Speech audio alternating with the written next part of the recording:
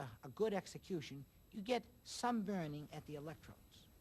It's a very distasteful thing for the guard who has to unstrap the inmate from the electric chair after the execution.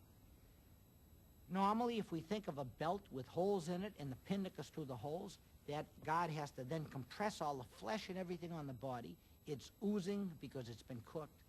He has to get the body fluids on his hands.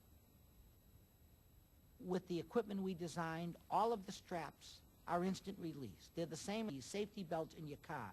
You hit a button and the strap opens. Another thing that we do is that our electric chair contains a drip pan. All executees during the execution lose control of their bodily functions.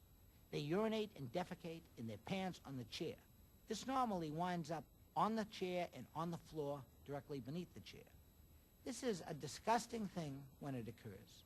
It's a very inhumane thing to allow a person who's being executed, a human being, and who should be afforded the greatest dignity of all because he's losing his life. It's a disgusting and a degrading thing to allow him to defecate and, quite frankly, piss on the floor. Additionally, the urine, when it hits the floor, and I think everybody knows that urine is highly conductive, it's normally mopped up. If there's a second execution or a third execution, and this sometimes occurs where they have more than one execution at the same time, the guards in the death house now have to work and stand on a floor that's dampened and wet with this highly conductive urine. And fortunately, there has never been an accident, but it's quite possible for the urine to conduct the electricity and shock a guard. And nobody should have to place his life in jeopardy because an execution is being conducted.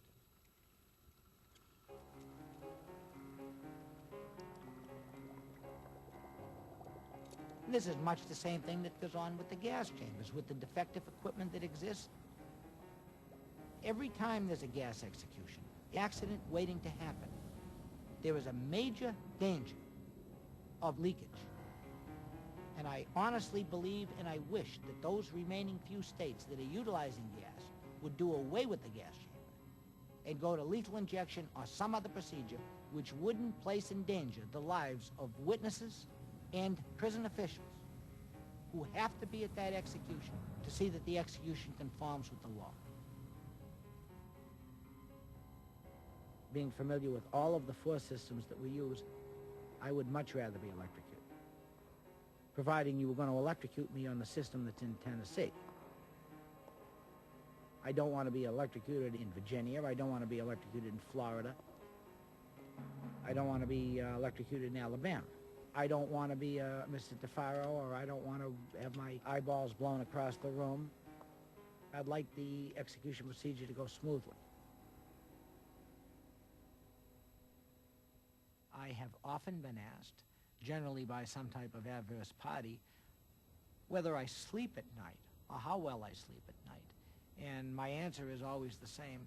I sleep very well at night.